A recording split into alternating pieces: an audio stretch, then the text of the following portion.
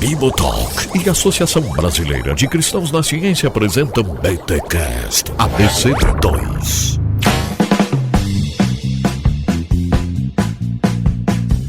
Muito bem. Começa mais um BTcast ABC2, o de número 24. Eu sou Rodrigo Bibo e existe o Homo Sapiens e a Mulher Sapiens. Olha aí. Abraço, Gilma. Eu sou Leopoldo Teixeira e hoje eu almocei macarrão sem glúten. Toma essa, trigo. Quem domestica quem agora? Eu sou o Bruno Ribeiro e o conhecimento não começa na ignorância.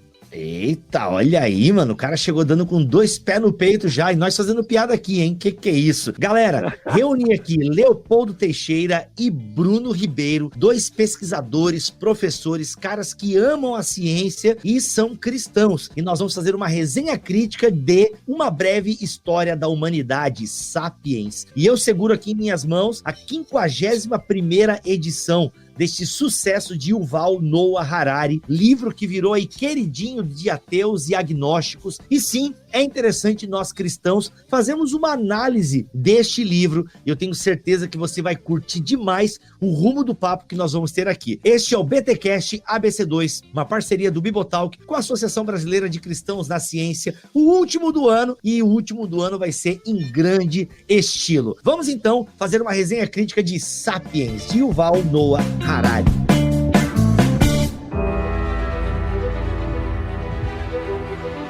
Bruno e Léo, muito obrigado por estarem aqui neste BTcast ABC2. Léo, seja bem-vindo mais uma vez. Obrigado, Bibo. Obrigado pelo convite. É sempre uma honra, né? E hoje a gente vai ter a honra, na verdade, de aprender com o Bruno, né? Olha aí, é verdade. Bruno, que bom que deu certo, Bruno. Seja bem-vindo, cara. Obrigado, Bibo. E é um prazer falar desse livro, o Sapiens, porque eu tive contato com esse livro porque minha esposa me deu ele de presente. Todo mundo estava falando dele. E aí, há uns 4, 5 anos atrás, minha esposa me deu de presente. E foi, assim, uma grata surpresa, sabe? E tem muitos pontos para tocar sobre esse livro, Bibo. Olha aí, então, gente, ó, lembrando que vai ter spoilers do livro, obviamente, porque nós vamos fazer uma resenha crítica, mas nada impede você de futuramente pegar o livro e dar uma lida. Bem, como eu não manjo do assunto, e vocês aqui é que manjam, eu tenho uma crítica, eu já vou começar com uma crítica que é a capa do livro. Essa imagem aqui da evolução, tá errado isso aqui, né, mano? Essa imagem clássica da evolução é mó bullshit, isso aí, os cientistas não acreditam nisso, né? Do macaco evoluindo pro homem sentado no computador, né?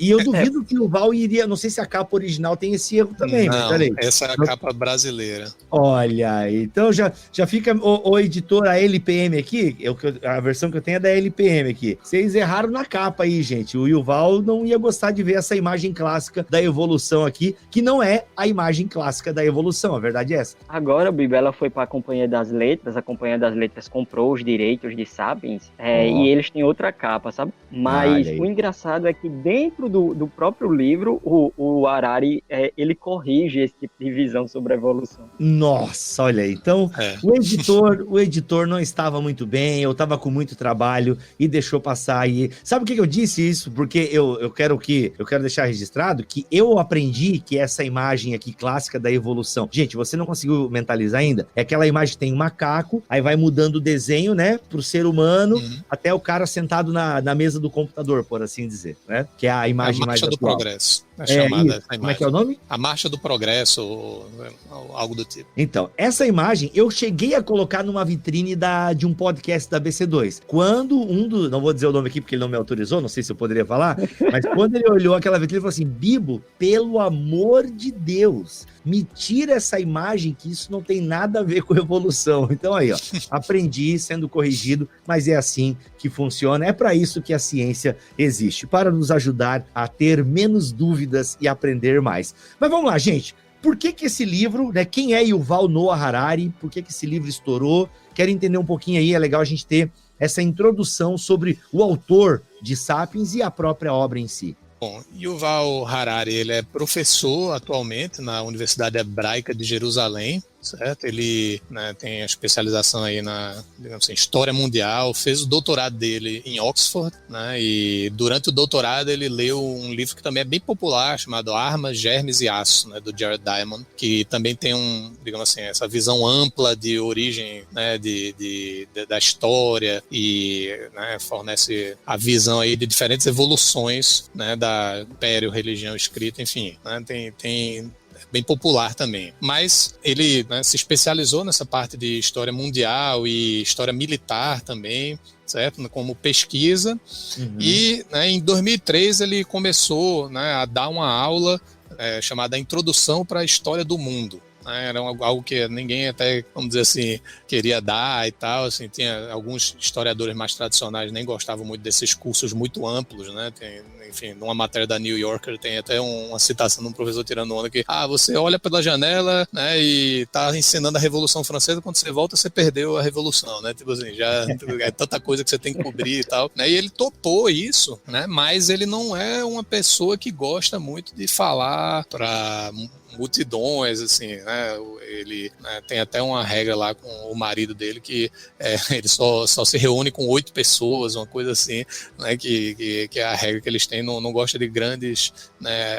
Ele já era contra a aglomeração aí, pelo jeito. Ele começou, né, a escrever quase como um roteiro das aulas dele, né? E aí, né, para fazer com que os alunos, digamos assim, né, facilitassem as anotações e tal, ele começou a circular essas cópias desses roteiros, dessas notas, e isso começou a se popularizar na universidade, né? E mesmo em estudantes alunos que não estavam pagando a disciplina com ele, né? E aí ele pensou, opa, parece que tem um livro aqui, né?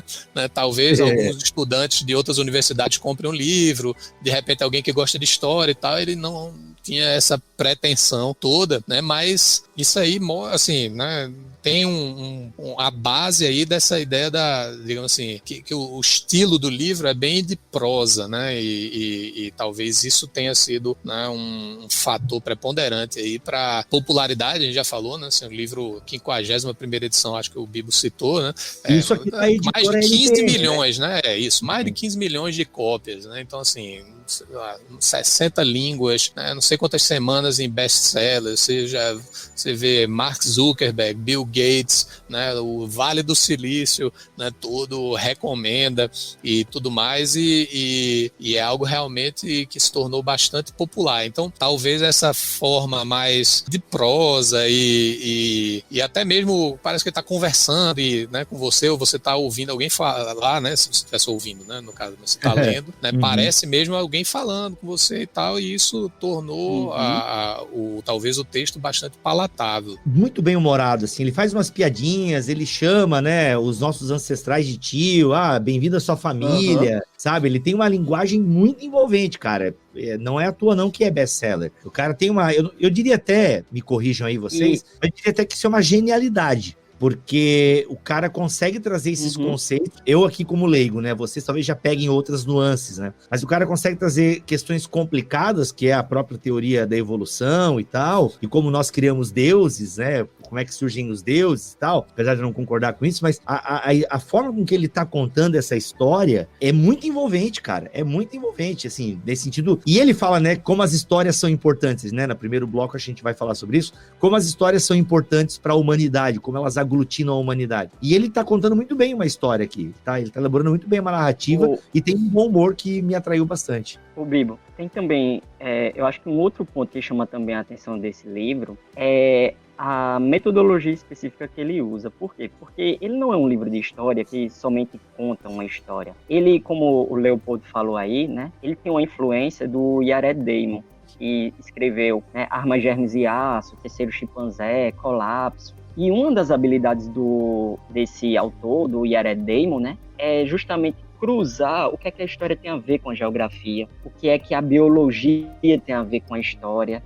Então, fazer algo mais interdisciplinar. E eu penso que, além da narrativa ser um dos fatores chaves em relação a esse livro, o fato dele saber fazer muito bem essa interdisciplinaridade também chama a atenção. Então, isso também é um dos, digamos assim, dos segredos do livro, né? Teve um livro que uma vez eu li, do Jared Diamond, chamado O Terceiro Chimpanzé, que, eu vim ver assim, caramba, olha aqui a importância da geografia, sabe? Se você não entende geografia, você não entende sobre o mundo, basicamente. Nesse Terceiro Chimpanzé, eu vim ter essa noção. O Harari, ele tenta fazer algo também similar, sabe? Então, não é simplesmente uma história nua e crua que você joga ali. É uma história que tem uma base biológica por trás, que tem fatores religiosos, sociais, políticos cruzando ali, e tudo isso o autor tenta ir trabalhando, porque não é fácil, tudo isso o autor tenta ir mostrando, e eu penso que isso também é uma coisa que chama atenção na obra, sabe?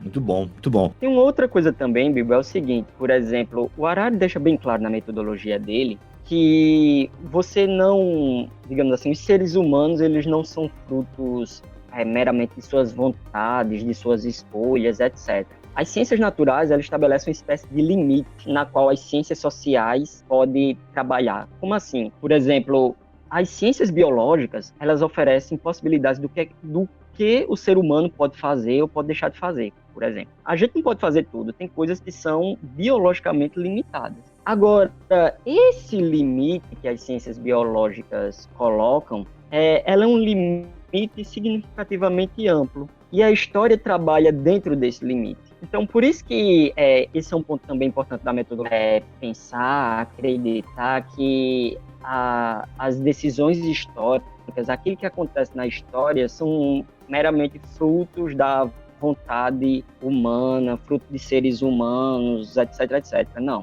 Há também influências, por exemplo, biológicas. É claro que essas influências biológicas, elas deixam um espaço significativo, de acordo com o Harari, na qual o ser humano pode trabalhar dentro, mas você não pode ignorar elas, porque elas é que estabelecem aonde a gente vai trabalhar, como é que vai se dar as revoluções, como é que vai se dar a revolução cognitiva, como é que se vai dar a revolução agrícola, etc, etc, etc. Muito bom, muito bom.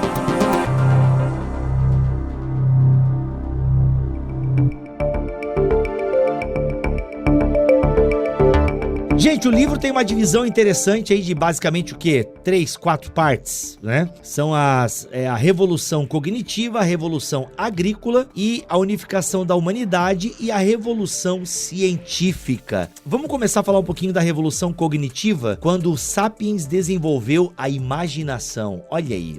E aí, gente? Vamos lá, vamos começar a entrar um pouquinho aí no conteúdo do livro. Lembrando que a metodologia que a gente vai usar nesse podcast é o seguinte: a gente traz um pouco a visão do Harari e exerce ali um pensamento crítico em cima da proposição dele, beleza? E aí, meus amigos, por onde começamos aqui para falar dessa revolução cognitiva? O que seria isso? Isso, na verdade, ele coloca, né, ele vem do ponto de vista de que o ser humano é um animal como o outro qualquer, mas ao mesmo tempo, né, o ser humano é um animal, né, distinto de várias outras espécies, porque a gente tem a capacidade, né, digamos assim, de criar mitos, né, e de criar, né, coisas baseadas na nossa imaginação, certo? Para comunicar, né, sei lá, criar um novo mundo, e isso também é possível de ser compartilhado. Então isso permite que a gente coopere, que a gente se junte, né, ao redor de uma visão, ainda que essa visão seja algo totalmente intangível, certo? E é o que ele afirma, né, ser o que se chama da revolução cognitiva, né? Então é esse salto em que o ser humano passa, né, a ter essa capacidade, né, e isso se dá também por conta da questão, né, da linguagem também, certo? E esse é o resumo básico aí dessa noção da revolução cognitiva. Então isso permite, né, digamos assim, que a gente coopere em larga escala e crie o que ele chama de mitos, né? E a gente às vezes, né, até assume mito, a gente já pensa em algo, talvez até assim já lembre termos como mito da criação e outros termos já associados com mito, mas, por exemplo, uma das coisas que ele fala é que marcas, por exemplo, são mitos, né? Ele usa bastante lá o exemplo de uma marca de carro do Peugeot, né? Que ele fala assim, um Peugeot, né, não existe, vamos dizer assim, né, como uma realidade. Existem carros, né, mas um carro Peugeot não é a Peugeot, certo? Assim, a marca. Né? Então, a marca é o que seria esse mito, essa ficção compartilhada, né, mas que permite que a gente né, vá trabalhar ao redor dessa marca, né, que as pessoas tenham interesse. E se a gente for pensar em marcas, e aí tem, talvez Peugeot não é o melhor exemplo de marca desejada, né, mas aí a gente pensa em marcas, né, como Apple ou Nike, que já, né, assim, fazem essa alusão de né, pessoas fazem um esforço para comprar, né, algo de uma determinada marca, ou defendem uma marca e tudo mais, e isso, né, tem um papel, vamos dizer assim, crucial aí nessa transição ao assumir, né, essa capacidade de imaginar e criar essas ficções, né, e que permitem que a gente mude o mundo. E além disso, tem um tópico que é importante, né? E é o seguinte, do ponto de vista biológico, o ser humano, tipo, você pega o ser humano mais forte que existe, não sei lá, Anderson Silva, não sei. Meu Deus, não sabe mesmo, cara. O Anderson Silva quebra a canela, irmão. O Montanha. Montanha do Game of Thrones, é o homem mais forte do mundo comprovado, isso aí. Tipo, uma coisa interessante que chama a atenção nessa parte de revolução cognitiva, né, é justamente essa desvantagem biológica que o ser humano, quanto espécie, tem, né? Porque, qualquer um dos seres humanos mais fortes ou mais rápidos, ele apanha do primata mais fraco. Ele corre menos do que um tigre, sei lá, um tigre manco corre mais do que Bolt. Então, assim, a gente tem essa grande desvantagem do ponto de vista biológico, mas parece que a gente domina o planeta, né? Então, como é que a gente resolve esse paradoxo? Do ponto de vista de Harari, Sapiens, isso se dá justamente por causa dessa capacidade da gente de imaginar coisas, por causa dessa capacidade de criar, digamos assim, sistemas fictícios. Pensa no dinheiro. O que é o dinheiro? O dinheiro é só um pedaço de papel. Pensa nos direitos humanos. Ele não existe na realidade enquanto um ente físico. De acordo com a ele existe na nossa imaginação. Só que a gente tem essa capacidade de sair criando ficções. Isso nos dá uma vantagem, apesar da gente ser, digamos assim, na esfera biológica o mais fraco, mas isso nos dá uma vantagem sobre qualquer outros animais, né? Uma vez o Harari disse digamos assim, ele falou algo que é interessante, né? Você pega 100 milhões de macacos e coloca numa cidade. A cidade vai virar um inferno em um dia. Mas você pega 100 milhões de seres humanos e coloca numa cidade, você vê eles cooperando. Então, essa grande flexibilidade de cooperar em larga escala, principalmente a partir de pessoas que eu não conheço, sabe? Quando eu chego no supermercado e compro um lápis, eu não preciso cheirar o caixa para ver se ele é confiável ou não. Eu dou o dinheiro, ele me dá o meu lápis e aí eu vou embora dali. E eu posso nunca ter trocado uma palavra com ele, nem nunca ter visto, mas a gente confia um no outro, a gente coopera um com o outro. Então, essa capacidade de cooperar em larga escala por causa das nossas habilidades cognitivas é que faz o ser humano justamente distinto de todos os outros animais, inclusive hominídeos que viveram na história, né? De acordo com o Harari. E nesse ponto, né, dessa revolução cognitiva, ele, né, basicamente define o ponto em que, vamos dizer assim, a história, né, alcança a independência, vamos chamar assim, da biologia, né? E a gente começa a, talvez, guiar, né? Ele começa a fazer a distinção justamente de... A gente começa a tomar o esteio aí, né? A direção, né, da nossa história, certo? Agora, assim, né, tem um ponto aí, né, que é interessante da gente pensar, é que ele, lógico, ele dá os exemplos e tem né, essa didática aí, né? Como o próprio Bibo já falou, e ele consegue transmitir a informação de uma maneira simples, mas ele faz uma distinção quase que, né, assim, bem clara aí entre o que é o mundo real e esse mundo das ficções, né, que a gente começou a inventar depois aí dessa revolução cognitiva, mas isso pode levar a um subjetivismo, vamos chamar assim, né, assim, por que eu vou... parece que tudo, então, pode ser explicado por meio dessas ficções, então, e como se a gente conseguisse separar claramente, né, o mundo da ficção do mundo da realidade, vamos chamar assim. Eu acho que ele trata isso até no Homo Deus, ele fala assim, o que é real, ele tenta afirmar se essa coisa pode sofrer, né, então essa coisa é real, né, se não pode sofrer, por exemplo, um banco né, no banco não sofre. Quem sofre são os clientes, os, né, acionistas, né, e coisas do tipo. Então, isso revela talvez essa atitude bem materialista, né? Se ele tudo que existe é apenas o que é material, então realmente, digamos assim, faz sentido pensar assim, segundo a suposição, a pressuposição que ele já utiliza, né? Mas nem sempre é tão claro assim, né? A distinção, né? Entre fato, né? Realidade e ficção, fora, né? Assim, pode levar realmente a um problema aí nesse raciocínio subjetivo de até mesmo a gente não se importar com a realidade. Ô Leopoldo, essa é uma crítica significativa, sabe? Ao Harari, porque o reducionismo que ele trabalha de somente o que existe é físico é muito complicado, inclusive para os próprios propósitos do Harari, porque ele veio aqui no Brasil, não lembro se foi ano passado ou ano retrasado, dizer, olha os rumos que a humanidade está tomando, precisa alertar os governos, porque tá vindo aí a inteligência artificial, pode gerar isso, aquilo, etc, etc. Só que assim, quando você vai pegar a concepção dele em Sapiens, coisas como os direitos humanos, elas não existem na realidade. Proteção digamos assim, a pessoa humana. O próprio Harari vai dizer, e isso também é outro motivo do porquê o livro é atraente, assim, o Harari é muito provocador, né? E uma das provocações que ele faz é que não há tal coisa como os direitos humanos fora de uma ficção, como ele chama, de que existe um Deus criador. Porque se não há Deus criador, quem foi que nos deu tal coisas como direitos humanos? Então, no Sapiens ele vai dizer... Fala até que não existem direitos na biologia, né? Não existem direitos na biologia.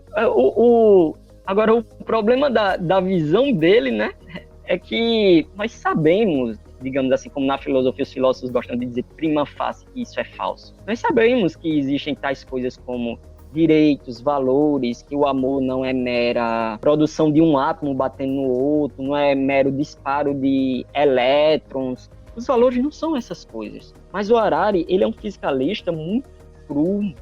Se algo não for físico, não existe. Assim, de um ponto de vista cristão, esse é um primeiro problema nas ideias dele. Busca fazer essa distinção. Se algo não está no nível físico, então é produto da imaginação humana. Ô Bruno, até legal tu falar nesse ponto aí, porque é o que eu queria chegar, que é a parte que eu achei muito legal do livro, que é essa questão de que o contar histórias é que fez a humanidade criar essa colaboração, e essa colaboração é que gerou a nossa sobrevivência, por assim dizer, né? Ou seja, essa colaboração entre os pares e tal, essa cooperação é que fez com que a gente conseguisse sobreviver aí no mundo biológico e tal, e nessa cadeia da evolução e por aí vai.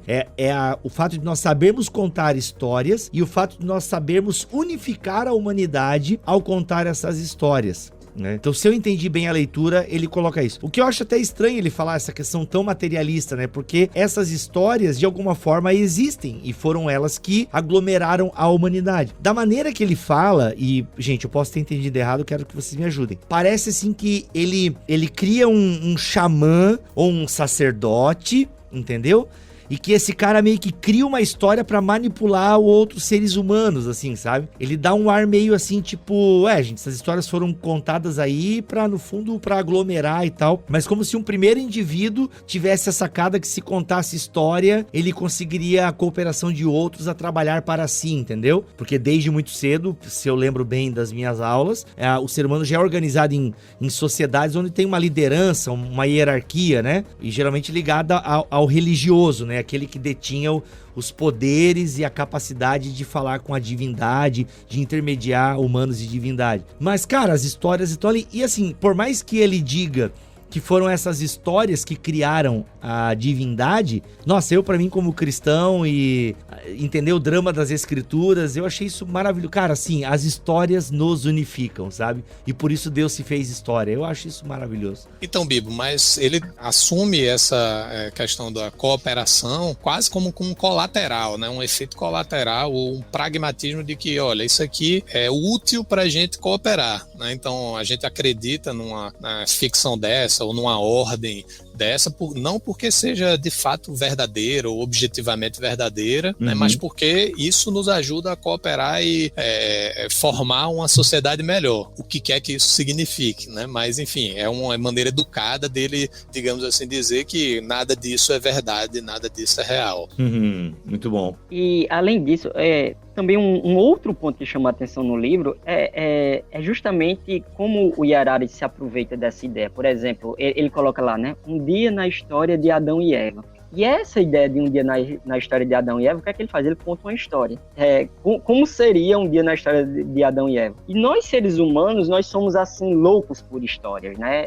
Essa ideia da narrativa que ele chama, nós somos seres contadores de história, de alguma forma. Essa ideia é interessante, mas como o Leopoldo falou, né? Como se tem uma visão aí muito grosseira até da evolução, como se tudo que o ser humano faz, servisse aos propósitos evolutivos biológicos, sabe? As coisas não têm, digamos assim, finalidades intrínsecas, não valem por elas mesmas, as coisas não são importantes somente pelos fatos de serem importantes. Ele vai contando as histórias, o Harari, como se as coisas servissem a um propósito de sobrevivência. Então, é uma visão muito crua. É claro que, assim, eu penso que um naturalista, do ponto de vista naturalista, eu acho que ele olha assim mesmo, ele vê a realidade desse modo mesmo, né? As histórias digamos assim, um subproduto da nossa evolução cognitiva, que é um subproduto da possibilidade de nós sapiens sobrevivermos. Mas, por outro lado, esse tipo de reducionismo é muito complicado, sabe? Reduzir todas as nossas habilidades, inclusive nós sermos seres narrativos, a meramente a contação digamos assim, a um propósito evolutivo, a um propósito de sobrevivência. Muito bom, muito bom.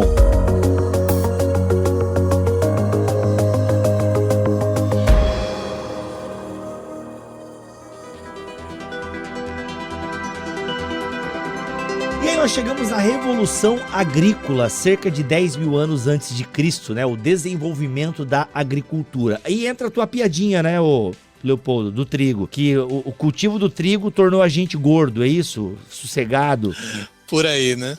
Mas eu acho que aqui também tem um ponto que torna o Harari, esse livro em particular, também um pouco, né, de certa forma, popular, né? E porque ele vai um pouco contra, no fim das contas, ao que normalmente a gente vê até no padrão da história, né? A Revolução Agrícola, né, permitiu que a gente, digamos assim, desse saltos, né, de avanços aí da humanidade e tudo mais, e na verdade, né, o que ele meio que resume aí em algum momento do livro, ele fala que a agricultura industrial moderna, né, nesse caso, acaba que pode se tornar o maior crime na história, né? Ele vai um pouco, né, nessa visão meio contrária, né? Mas ele enfim, novamente, ele faz algumas, né, reduções aí para simplificar, né? E aí uma das coisas que ele fala é justamente, né, tome o ponto de vista aí do trigo, né? Então, o trigo nos domesticou porque ele não gostava lá de, né, compartilhar o espaço com outras plantas, né? E aí você precisava ajustar o ambiente.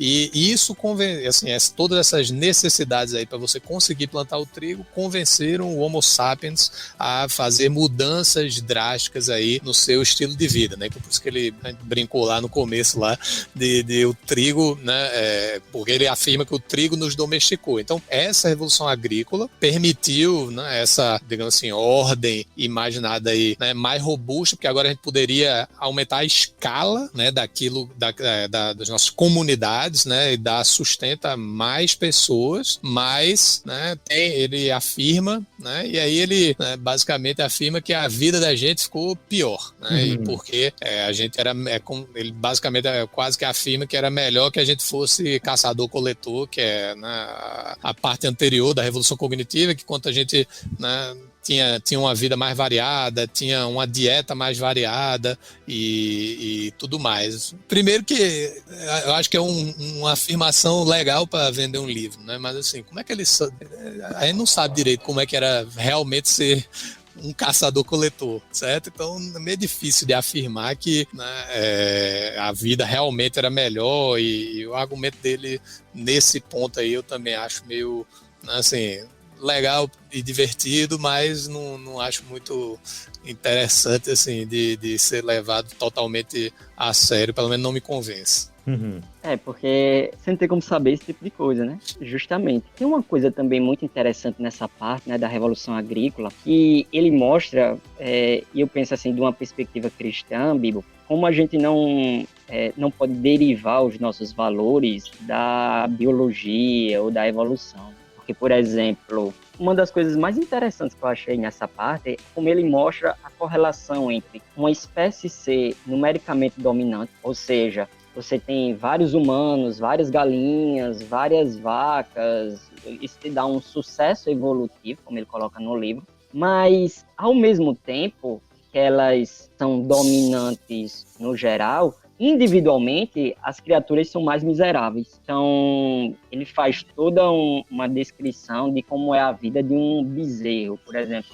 O quanto um bezerro sofre. Na história, o quanto os seres humanos sofreram. Então, assim, os seres humanos, em termos de grandes mamíferos, se a gente fosse colocar numa linguagem biológica como ele coloca, eles dominaram o planeta. Mas ele pergunta, né, tipo assim, a que custo? A custo de que a vida de seres humanos individuais foi ruim. E a evolução não está nem um pouco preocupada com isso. Né? Daí que a gente precisa tirar os nossos valores de outro lugar, não da biologia, não da evolução, não dessas coisas. Porque, assim, a evolução só está preocupada com a espécie sobreviver e reproduzir. Independente se para o bezerro lá aquilo vai trazer sofrimento ou não. Mas essa não é uma preocupação da evolução. Né? Então, para a espécie vaca, digamos assim, foi um grande negócio ser domesticado pelo ser humano. Ele vai colocar. Contudo, para os indivíduos, né, para o bezerro lá específico, de carne e osso, é terrível a vida dele, como ele coloca.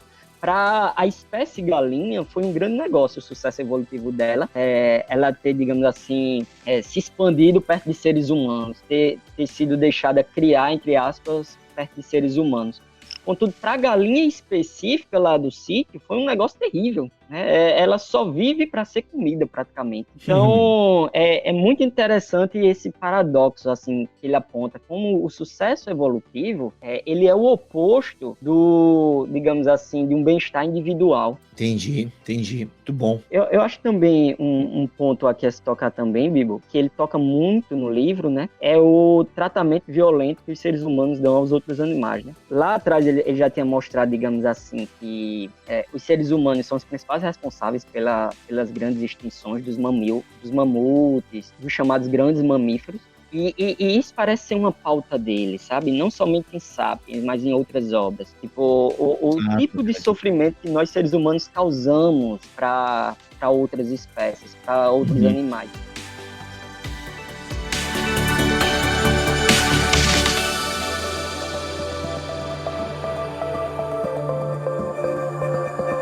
Ô Bruno, uma coisa que você coloca na sua pauta aqui em relação ao livro, que é interessante a gente trazer para a conversa, é o fato do tratamento violento que os sapiens, né, que os seres humanos vão dar a outros animais. Isso se dá pelo estabelecimento, né, em grandes aldeias, tomada de lugares e tal. Eu até lembro do agente Smith, né? O agente Smith diz que o ser humano não devia ser chamado de mamífero, né, mas de vírus, porque onde a gente chega a gente destrói. E o mamífero vive bem com o meio ambiente e tal, utiliza os recursos sem desgastá-los e tal. Enfim, desculpa trazer Matrix pra conversa aqui, mas é que eu lembrei de Matrix. Mas o que é essa parada aí do tratamento violento que os seres humanos dão a outros animais? Por que isso e tal? Tem a ver com a nossa sobrevivência? Manter o status quo? Como é que é? Prazer? Caça? Também, Bibo. Também tem a ver um pouco, por exemplo, a gente chegou na América do Sul e a gente extinguiu simplesmente os grandes mamíferos, né? O que é uma coisa, assim, significativa de Harari, porque, assim, Bibo, geralmente as pessoas acham que o descuido com relação ao meio ambiente, o descuido com relação à natureza é uma coisa da Revolução Industrial para cá. Mas Harari mostra que é uma coisa que está desde o começo da nossa espécie, se a gente for ver a coisa de uma ótica evolutiva, sabe? E de uma ótica cristã, assim, desde o começo, lá na queda, desde quando a gente saiu do Jardim do Éden, a gente comete, digamos assim, predação com relação à natureza. Nós somos inimigos da natureza, digamos assim, sabe? E o Harari mostra que os primeiros Homo sapiens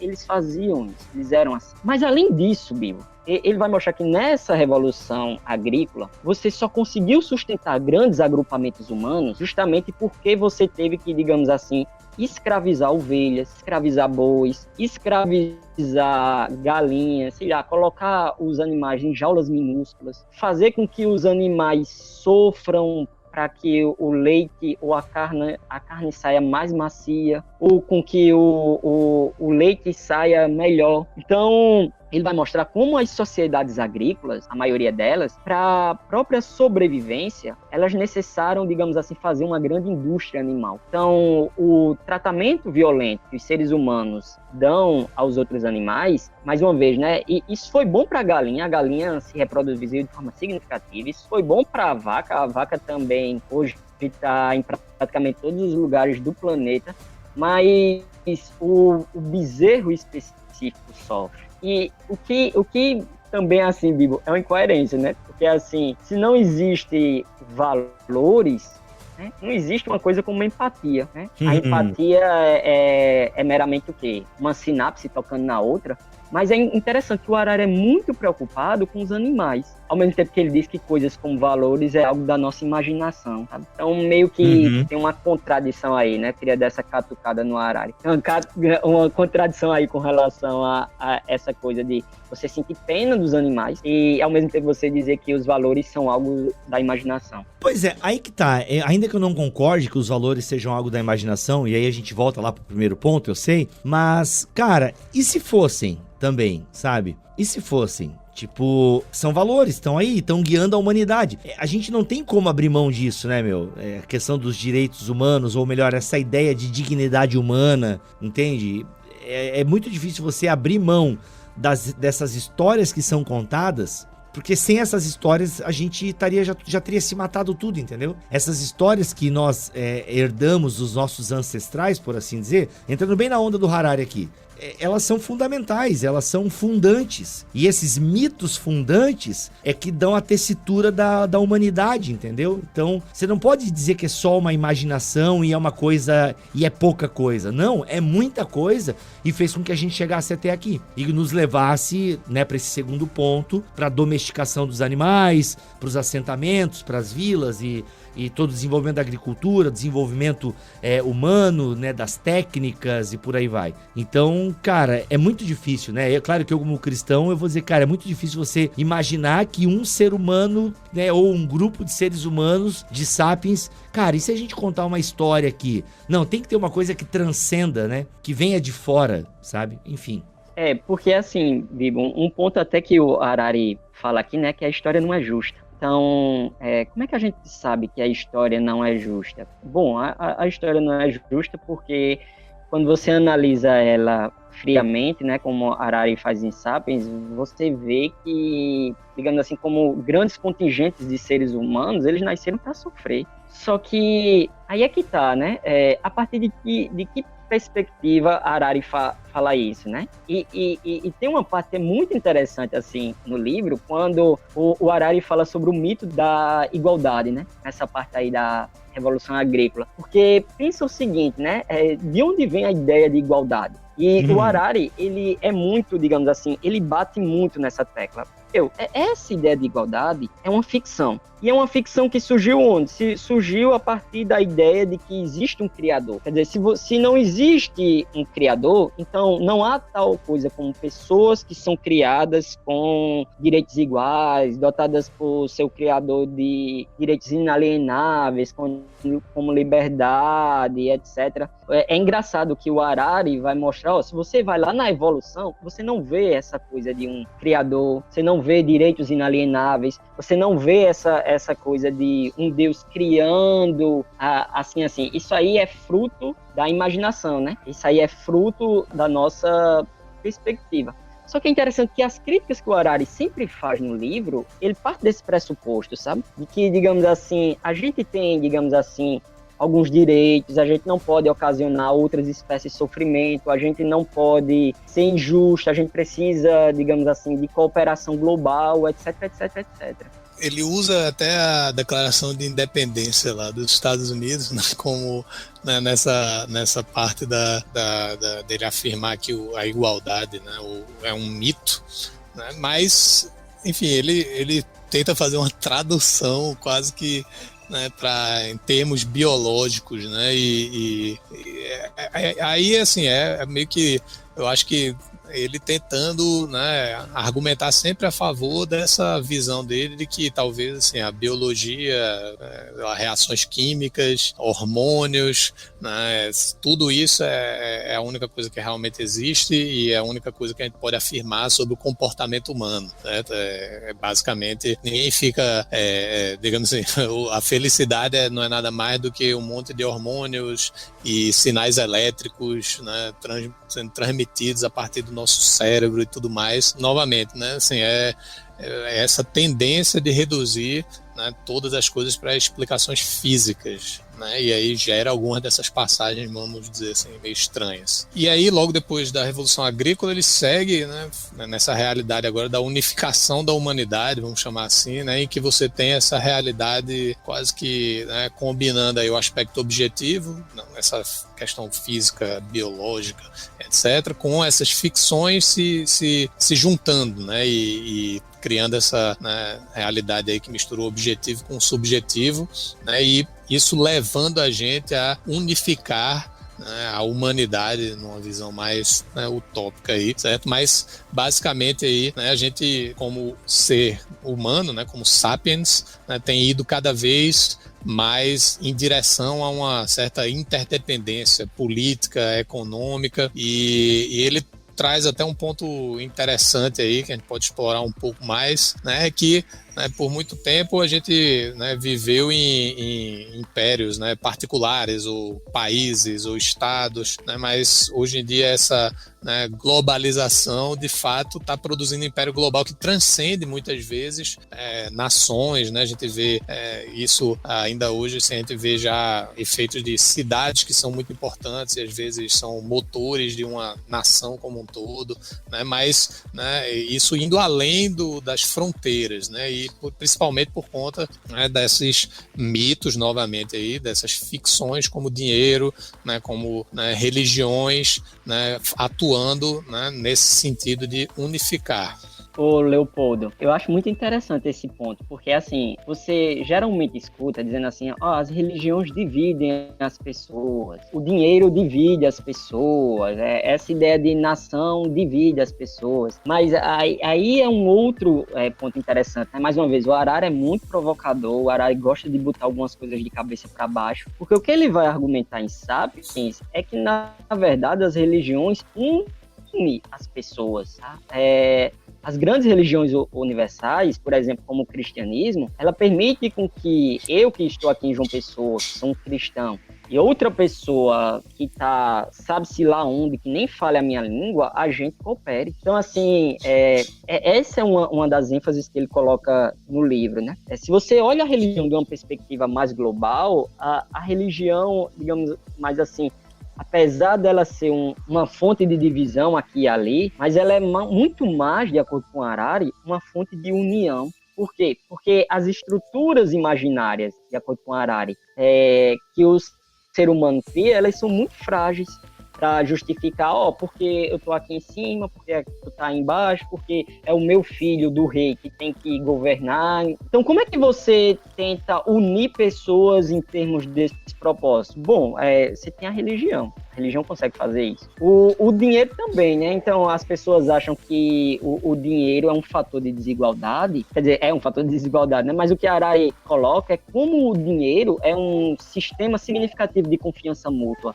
Então, assim, a partir do dinheiro, através do dinheiro, é que você consegue, sei lá, confiar numa pessoa que você nunca viu a cara dela, que você nunca vai ver a cara dela, e essa confiança mútua é dada pelo dinheiro. Então, isso é uma coisa que a gente, geralmente, quando olha assim, do ponto de vista micro, né, a gente vê, nação divide, dinheiro divide, religião divide. Mas Harari diz, mas olha do ponto de vista macro, como o dinheiro ajuda a gente, faz com que dois estranhos cooperem, como religião faz com que dois estranhos cooperem. E aqui ele faz, geralmente, uma crítica ao monoteísmo, né? Ele diz que o politeísmo faz com que a humanidade mais coopere do que o monoteísmo e mais uma vez com uma visão bem reducionista também do que é o monoteísmo, do que é o politeísmo e até uma coisa, né? Às vezes o Harari, você não, digamos assim, ele parece que não presta atenção às vezes no que é que ele está dizendo, né? Porque, por exemplo, ele diz assim, o politeísmo aceitava todos os deuses. Só que tem um Deus que o politeísmo não aceitava. Por exemplo, é o Deus cristão do monoteísmo. Então, o que é que os politeístas fizeram? Eles perseguiram os monoteístas, né? Eles perseguiram lá os cristãos. E o Harari vai tentar justificar também um pouco do porquê que, digamos assim, havia mais inclusão, mesmo com isso aí, havia mais inclusão dentro do politeísmo do que do monoteísmo. Ele faz assim, né, basicamente uma coisa bem breve, né, sobre essa relação de monoteísmo e politeísmo, e de repente ele fala assim, né, das viradas mais estranhas da história, essa seita esotérica, né, judaica tomou o Império Romano, né? E aí ele segue adiante. Então, curioso. Apesar de a gente estar falando isso, assim, tem esse ponto que Bruno falou, realmente, e você vê isso, eu já escutei outras entrevistas que ele fez e podcasts que ele gravou, assim, ele, diferente do pessoal, vamos dizer assim, do neo-ateu, né, que desmerece completamente a religião, ele né, de forma, vamos dizer assim, uma paráfrase, ele fala que a gente precisa de uma religião, né? Seja a religião realmente, literalmente, o que a gente entende por religião, ou, né, esses mitos, essas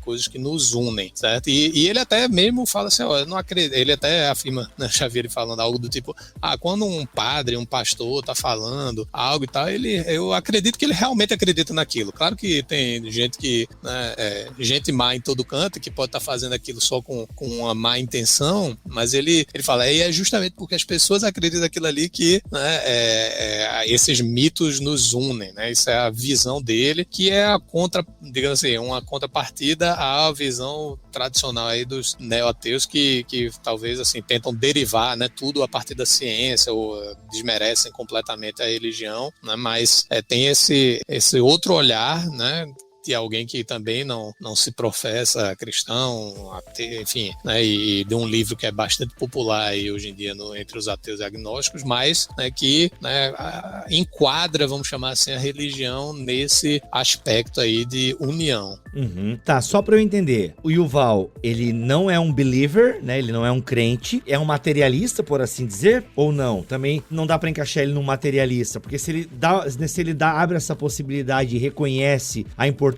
das histórias e ficções religiosas, usando aqui a nomenclatura dele, isso não faz dele um materialista, mas parece que a gente tinha falado antes, que ele dava a entender um materialismo, que só é real aquilo que existe, logo as ficções. Me ajuda aqui, porque eu me confundi um pouco aqui agora.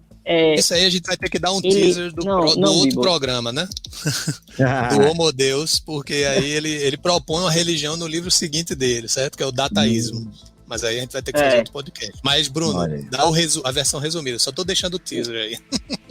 Boa. Em resumo, Bibo, ele é um materialista muito estreito, porque o que é um materialista, né? Aquele que acredita que somente a matéria existe, basicamente. E o Harari, ele acredita assim, sabe? Ele acredita que nós, seres humanos, por exemplo, nós somos o nosso corpo, ou a parte esquerda do nosso cérebro, uma coisa assim, né? Em Homo Deus, ele enfatiza muito essas coisas. Mas mesmo sendo materialista, digamos assim, ele não deixa de reconhecer, digamos assim, o papel da cooperação que as religiões promovem, sabe? E isso não necessariamente é uma contradição, sabe? Você pode ser um materialista e, ao mesmo tempo, achar que a religião tem um valor pragmático, algo nesse sentido. Isso, e ele, apesar de ele falar dos mitos como, né, algo que, digamos assim, permite que os humanos cooperem, que a gente tenha o progresso e tal, ele também bate, né, em alguns desses mitos e tudo mais, mas aí é que, né, às vezes também fica uma coisa meio inconsistente, né, assim, ele tem um relativismo aí de certa forma, né, a moralidade é só um mito e tal, mas aqui e ali ele tem um tom moralista em algumas das passagens, né, a gente já falou até, por exemplo, aquela aquela questão da agricultura ser um crime e tal, assim, aí tem algumas afirmações morais que acho que é sempre a cilada que se cai se você tentar realmente dizer que a moralidade é totalmente um mito ou uma ilusão.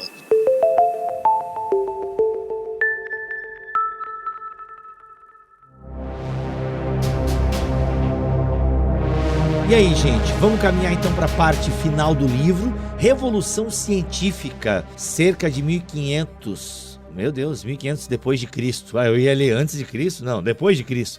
O surgimento da ciência objetiva. E aí? Então, a Revolução Científica já está um pouco mais perto da gente aqui. A galera até já lembra um pouco do que aprendeu na escola, né? Mas e aí, por que a Revolução Científica é importante aí na história dos Sapiens?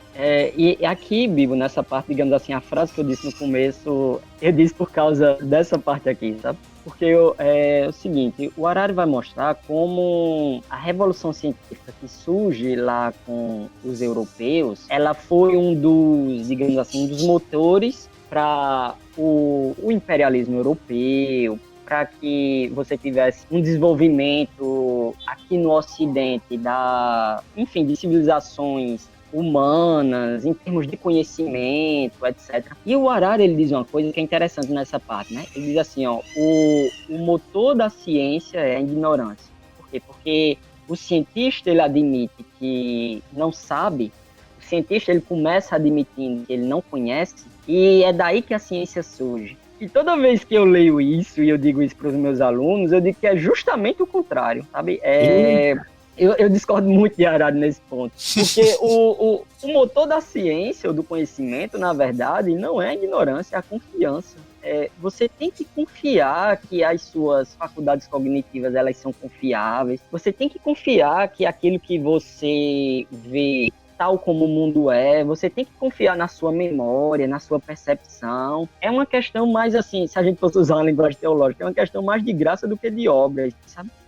Você tem que confiar que o aparato cognitivo que você tem é confiável. Claro que a ignorância ela tem um papel importante, mas assim, essa narrativa que o Harari coloca aqui, Bibo, por isso que eu estou dizendo isso, ela é muito, digamos assim, conhecida, assim, as pessoas acham que, digamos assim, é o ceticismo que dá origem ao conhecimento, sabe? É essa postura cética que dá origem ao saber, mas a postura cética, na verdade, é um buraco sem fundo, meu. É um saco sem fundo, na verdade, sabe?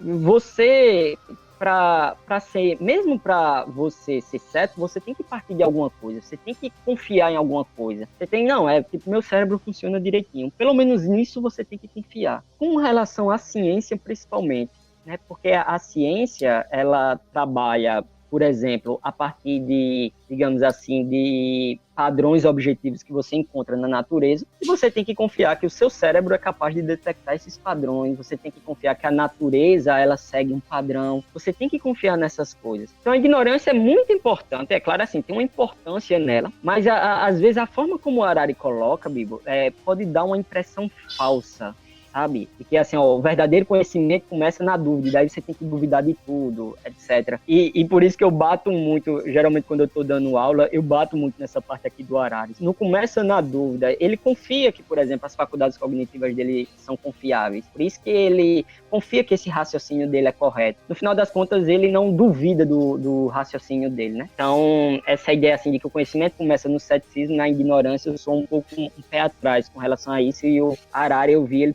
popularizou essa ideia mais do que ela já era popularizada. E ele também, né, assim, sugere, vamos dizer assim, que antes disso as pessoas simplesmente afirmavam que tudo que era possível de ser conhecido já era conhecido, como se não houvessem pessoas que, vamos dizer assim, admitissem a ignorância antes disso. É claro que há uma popularização, né? Há um crescimento, né, dessa visão, na medida em que a Revolução Científica se desenrola e toma tração. Mas você tem, historicamente, aí, assim, diversos, desde filósofos, né, assim, questionamentos, né, e você pensar, né, o próprio Tomás de Aquino e outros, né, escritores, né, que você vê historicamente já, né, uma preocupação com o conhecimento, com, né, uma compreensão, não talvez usando um método científico científico ou algo do tipo assim, né? Mas basicamente assim, né? Não focando apenas numa visão muito dogmática do conhecimento, ou de que, né, não vale a pena estudar ou fazer ciência e tudo mais, né? Mas talvez novamente, né, assim, a ênfase que se dá aí na Revolução Científica novamente é um compromisso aí que ele tem para, né, ter essa visão da história humana bem vista de uma forma puramente totalmente científica. Enfim, isso leva ele até algumas afirmações assim de, né, tem uma hora que ele fala que do ponto de vista científico, né, a vida humana não tem nenhum significado. E até aí tudo bem, certo? Do ponto de vista científico é isso mesmo. Assim, o método científico, enfim, as ciências naturais e tal, são muito boas para entender a natureza e até dominá-la, né? Mas será que isso realmente é o que faz a gente entender a natureza do homem, certo? E se o homem é equivalente à natureza no sentido de ser um objeto de estudo, né? Então, isso realmente, né, ele aponta para essa questão da felicidade também, né, Bruno? Assim, ele faz aquela relação da questão da felicidade e que, né, talvez hoje em dia, né, a gente não seja tão feliz quanto a gente já foi e tal, e tem, enfim, toda uma nova ciência aí de felicidade aí que está surgindo, né? Mas, novamente, né, assim, a gente não tem informação histórica sobre esse fator. Então, às vezes, são mais alguns desses saltos aí de afirmações assim, que soam muito legais e que, né,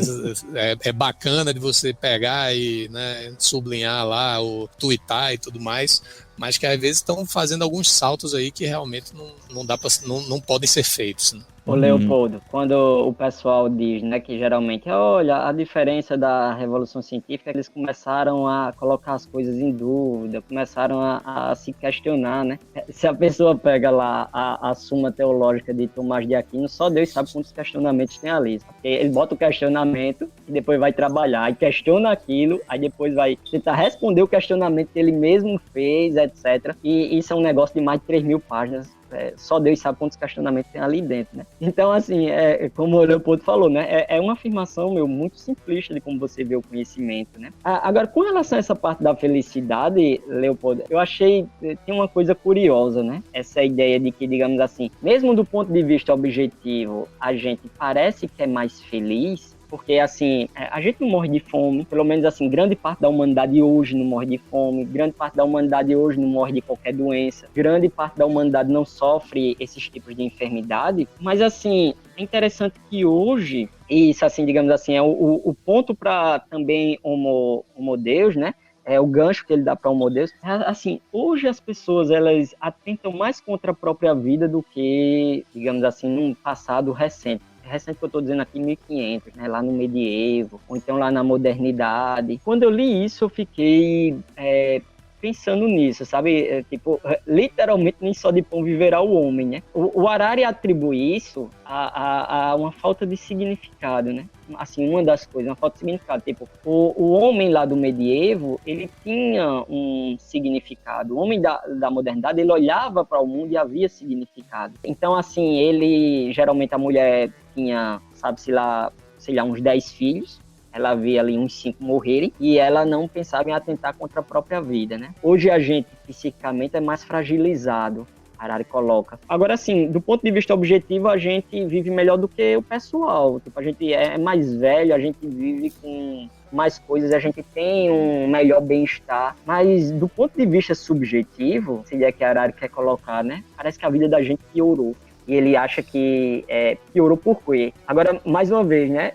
É como o Leopoldo falou, tipo, isso como uma narrativa é muito legal, né? A questão é saber como é que você julga esse tipo de coisa, né? Como é que você sabe que seres humanos eram assim? Como é que você sabe que o pessoal lá era assim, o pessoal subjetivamente, que é uma coisa muito difícil, raciocinava desse jeito, etc, né? E se a sua definição de, né, felicidade, aqui eu estou sendo simplista igual a ele, tá? É simplesmente viver mais anos de vida, certo? E ter menos doenças e tudo mais, aí realmente, né, não vai ter muita discussão, né?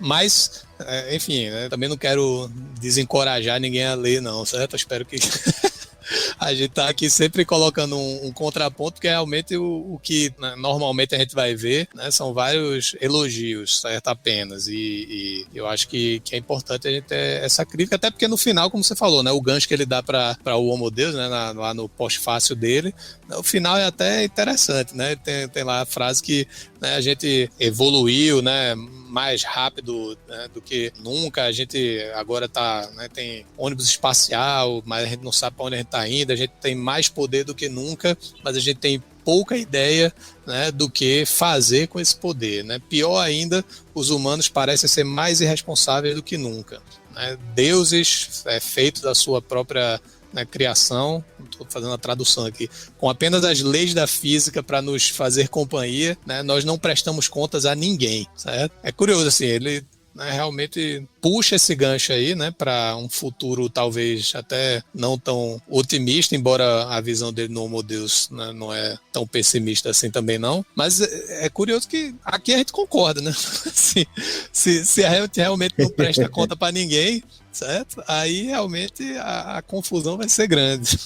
Muito bom. E aí, gente, ó, tem muita coisa que a gente não falou, vocês estão ligados. Eu imagino que vocês, ouvintes aqui do BTcast ABC2, já se acostumaram com essa ideia de que a gente fez a gente sobrevoou a obra, até tava folheando aqui, e eu não consegui chegar no final do livro, né? E, cara, sentido da vida, eu tava bem lendo essa parte da felicidade aqui enquanto vocês falavam também, dando umas conferidas, e ele vai nos pontos bem interessantes. E é claro que ele termina falando do final, né? Ele falou da origem dos Sapiens, e como é que vai ser o fim dos Sapiens. Aí, a gente deixa para outro episódio, que daí, se eu não me engano, é o outro livro dele, né? É o Homo Deus, é isso? Isso, aí é o outro livro, Olha para o Futuro. Ele passa um bom tempo do livro revisando, ele é bem professor mesmo, né? Ele revisa os Sapiens uma boa parte do livro. Talvez ele não consiga evitar de ser professor, né? Ele vai fazer uma revisão. Tem uma hora que meu Deus do céu, que momento ele vai começar a ter que momento o livro vai de fato começar, porque eu li os dois numa tacada só, mas ele apresenta uma visão para o futuro, né? Mas aí cenas dos próximos BTcasts, ABC2. Olha, inclusive eu li o livro do Dan Brown, A Origem, e eu já sei de onde o Dan Brown tirou essa história aí, cara, porque o final do Origem é muito parecido com a ideia do Homo Deus, pelo que eu já sei, né? Essa coisa do ser humano com as máquinas e tal. Uma coisa meio Lucy, talvez, enfim. E achei interessante, mas... Tem uma coisa, assim, que eu acho importante o ouvinte saber, né? Uma vez John Stott disse que uma boa pregação é uma ponte entre dois mundos, né? O mundo do texto e a realidade, né? Então, para fazer uma boa pregação, você precisa fazer uma exegese do texto e uma exegese cultural, digamos assim. E assim, Sapiens é um livro que todo mundo está lendo, pelo menos na academia, vários amigos meus, vários professores meus. Ele influencia, e Harari, ele tem esse, digamos assim, ele quer que o livro faça isso mesmo, influencie políticas públicas com relação à inteligência artificial, com relação ao tratamento aos animais, etc. Então, eu penso que mesmo que o cristão não concorde, sabe, com a visão estritamente materialista dele, mas por uma questão de você entender para onde você dirige a sua pregação e por uma questão também até de amor ao próximo, né? De você assim entender como é que a pessoa que pensa diferente de você pensa, então o cristão deveria se colocar nessa disciplina de ler esse livro, sabe? Tipo, quando você vê, não é somente uma questão de modinha, sabe? Mas quando você vê um livro assim debaixo do braço de Obama, debaixo do braço do Mark Zuckerberg, do Bill Gates, o cara sendo convidado aqui para a Câmara dos Deputados, o cara ir lá no parlamento inglês, etc. Você tem que prestar atenção aí, porque senão você não consegue, digamos assim, dialogar com a realidade, né? Senão você não consegue prestar atenção nas principais ideias que estão ali circulando na realidade e você não consegue fazer com que as escrituras dialoguem com essas ideias, né? Com que as escrituras ou combatam elas ou aquilo que as escrituras aprovam, etc. Né? Então, assim, o cristão que está na academia, muitas das ideias do Harari, ele vai se deparar Então ele precisa conhecer realmente. E se a pessoa ministra para jovens, etc., ele precisa conhecer essa obra. Está pautando, né, Bruno? Assim, e ele inclusive criou uma organização, né, a Sapientship, com o marido dele, assim, e um dos pontos lá, se você acessar o site, é essa ideia de storytelling. Inclusive, recentemente, né, o Sapiens foi transformado numa história em quadrinhos. Né, pois cara. Pra torná-la mais acessível, vai criar uma experiência imersiva também, enfim, eles têm um projeto de criar, né, como se fosse uma experiência num museu, né, uma mostra, uma exposição temporária, enfim, tem várias coisas que estão no radar dele, né? Ele fala, como o Bruno falou, né? Fórum de Davos, ele é convidado e tem uma visão realmente clara aí dessa questão de influenciar, né? E trabalhar com tomadores de decisão, né, nos desafios globais, né, fornecer, né, melhoras, né, em termos de educação. O livro dele também ficou popular, aquele 21 lições, que enfim, né, um monte de capítulozinho simples aí sobre vários tópicos, né, do século XXI. Então, eu acho que essa chamada aí de Bruno é bem importante aí, eu acho que é importante a gente reforçar, né? Uhum. Bem, legal a gente incentivar essa leitura aí, e eu penso que com o podcast da BC2, acho que a gente deu algumas ressalvas aí ao Harari, ao materialismo do Harari, ou a maneira com que ele expõe algumas ideias, mas para finalizar, abro aí esses minutos, alguma coisa, algum alerta a mais a gente daria para quem fosse se aventurar a ler Sapiens? Faça que nem John Stott, leia com a Bíblia na mão e o Sapiens na outra. E aí você vai vendo. Mas assim, eu acho que assim, a narrativa é tão envolvente, que às vezes o cristão pensa que algo que vai contra a cosmovisão cristã, ele quer logo abraçar, né? Mas não é bem assim. Então, esse seria um último ponto, assim. Você pode achar legal essa ideia de que as únicas ideias que existem são as únicas coisas que existem são coisas físicas. A ética tem que se basear simplesmente em seres humanos que sofrem, esse tipo de coisa. Mas assim, quando você vai fazer um escrito mínimo dessas ideias, elas não são tão assim facilmente aceitas, inclusive lá na filosofia, inclusive na academia, etc. Tá? Então, o Harari ele tem que ser lido, mas com uma cosmovisão por trás. Isso, e o cuidado justamente, uma narrativa envolvente não torna a coisa verdadeira. Não quero com isso novamente desmerecer completamente o livro. A gente falou aí que acho que tem críticas interessantes, a forma como a gente vive hoje em dia, certo? Mas, né, não é porque você consegue ler rápido um livro, né, talvez gigantesco aí, né, se você comparar com livros populares, né, não são tão grandes assim, né, cuidado só de não se envolver demais na narrativa, afinal, enfim, é storytelling, né, então tem um quê disso, e como o Bibo bem apontou, né, ele, como se diz, pelo menos no mundo do software, né, eat your own dog food, né, então ele come da própria comida que ele produz. Ele está falando ali que as ficções e as histórias, né, produzem, né, boa parte aí do significado, e ele está contando uma história envolvente, certo? E de forma envolvente. Olha aí, muito bom. Gente, é isso. Fizemos aí uma breve análise de Sapiens, uma história da humanidade, de Yuval Noah Harari. Obrigado, Léo, pela tua presença aqui neste BTcast. Valeu, Bibo. Estamos às ordens aí. Grande abraço a todos. Bruno, valeu, mano. Que bom que deu certo. Repito, né? Sempre uma novela quando a gente vai gravar, mas que bom que sempre dá certo. E tu nos abençoa aí, cara. Valeu demais. Obrigado aí pelo convite, Bibo. É isso, gente. Vamos ficando por aqui. Desejamos a todos vocês um ótimo Natal, né? Mesmo com todas as condições complicadas aí que estamos vivendo em tempos de Covid. Mas desejamos a vocês um ótimo Natal, um ótimo Ano Novo. E a notícia para vocês é a seguinte: a ABC2 renovou com o Bibotalk e teremos mais fé e ciência aqui em forma de podcast em 2021. Aê! Para encerrar o ano aí com uma boa notícia. A galera vai à loucura. E quem sabe a gente volta aí no ano que vem, mas com essa dupla novamente, para falarmos sobre a segunda obra aí do Noah Harari, o Homo Deus. De repente pode rolar. É isso, vamos ficando por aqui. Voltamos ano que vem, se Deus quiser e assim permitir. Fiquem todos na paz do Senhor Jesus.